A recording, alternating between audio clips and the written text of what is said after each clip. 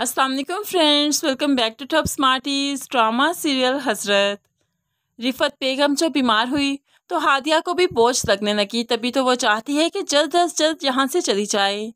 माँ के काम भी करती है तो पहले उन्हें लाख बातें सुनाती है और फिर सुना देती है कि मेके जब लड़की आती है तो आराम करने की नीयत से आती है, लेकिन यहाँ पर आकर तो इतने काम पड़े हैं मेरे लिए कि मेरा यहाँ पर रहने का दिल ही नहीं चाहता। मैं बस वापस जा रही हूँ।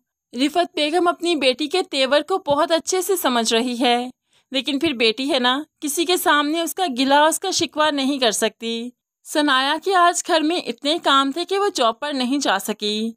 तभी हादिया उसे तनसन कहती है, क्या सास की खातिर तुमने जॉब छोड़ दी? तो सनाया कहने लगी, जॉब छोड़ी नहीं है, एक दिन का ऑफ लिया है।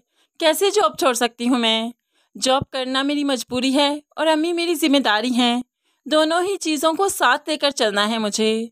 हादिया को भाभी की ऐसी बातों पर बहुत गुस्सा आता है। वो तो चाहती है कि सब छोड़ छाड़ कर सनाया बस घर बैठ जाए, लेकिन सनाया अपने बच्चों के अच्छे फ्यूचर चाहती है, इसलिए वो घर नहीं बैठ सकती। आखिरकार हादिया माँ की जिम्मेदारियों से भागते हुए यहाँ से भाग गई।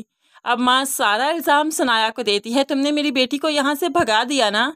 देखो, हादिया आई थी 3-4 महीने रहने के लिए, लेकिन हफ्ते भर में ही चली गई। तो दूसरी तरफ सनाया भी कह देती है, मैंने उन्हें कुछ नहीं कहा, वो अपनी मर्जी से यहाँ से गई हैं। शायद वो जिम्मेदारियों से भागना चाहती हैं, इसलिए चली गई।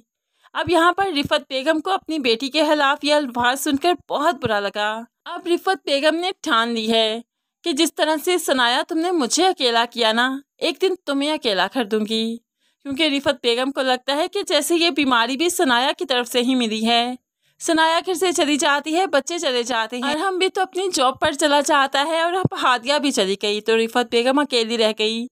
इसलिए उन्हें लगता है कि यह सब कुछ सनाया की वजह से हुआ, और बदला लेने के लिए वो अब सनाया और अरहम के दरमियान में बदगुमानियाँ पैदा करेंगी। फबीहा उनकी केयर टेकर बनकर आ तो जाएगी, लेकिन ये रिफत बेगम ही होगी जो कि फबीहा के दिल में अरहम के लिए सॉफ्ट कॉर्नर पैदा करेगी, अरहम के लिए मोहब्बत जगाएगी ताकि वो सनाया से बदला ले सके।